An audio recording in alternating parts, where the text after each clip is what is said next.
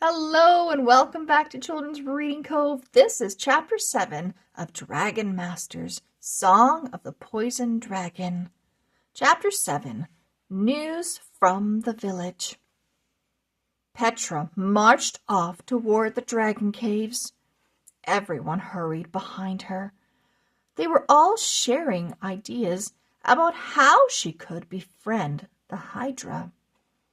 "You might want to polish her scales," said Bo. "Shu likes that very much."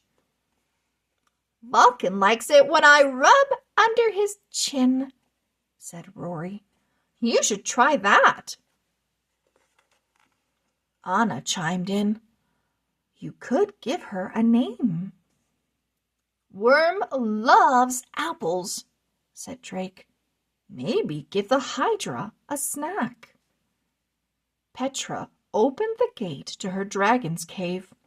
She took one step inside. Then she looked back at the others. "I don't need to do any of those things," Petra said. "All I have to do is close my eyes and think hard about my dragon. Everyone knows that's how you form a connection." "But," Rory started to say, Griffith held up a hand to silence her. "Every dragon is different," he said. "So is every dragon master. Let Petra try it her way." Petra closed her eyes. Her dragonstone started to glow pale green. "Can you hear the Hydra in your head?" Rory asked, tapping her foot. "I'm trying," snapped Petra. Then Simon the guard ran in, out of breath. "I have news from the village," he said. "People have turned against the dragons now that King Roland is sick. They are saying that the dragons should be locked up somewhere far away from the kingdom." The dragon masters gasped. "Oh dear," said Griffith. "Thank you for warning us." Simon nodded and ran off.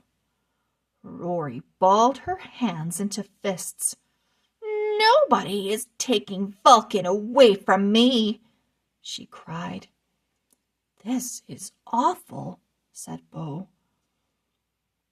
"It is terrible that King Roland got sick," added Anna, "but it wasn't the Hydra's fault."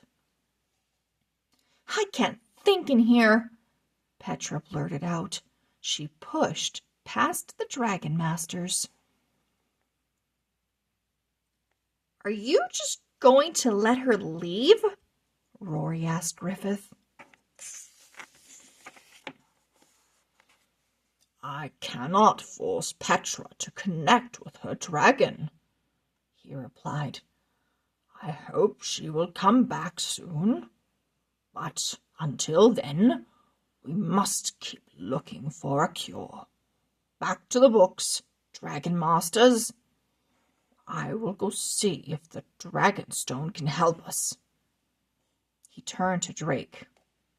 "Can you go check on Petra?" Drake nodded and ran out of the dragon caves. Part of him was angry with Petra, but he was also worried about her. She is far from home. I'm sure she thinks this is all her fault, he thought. She must feel terrible, especially now that all of our dragons are in danger. End of Chapter 7. See you soon for Chapter 8. Bye-bye.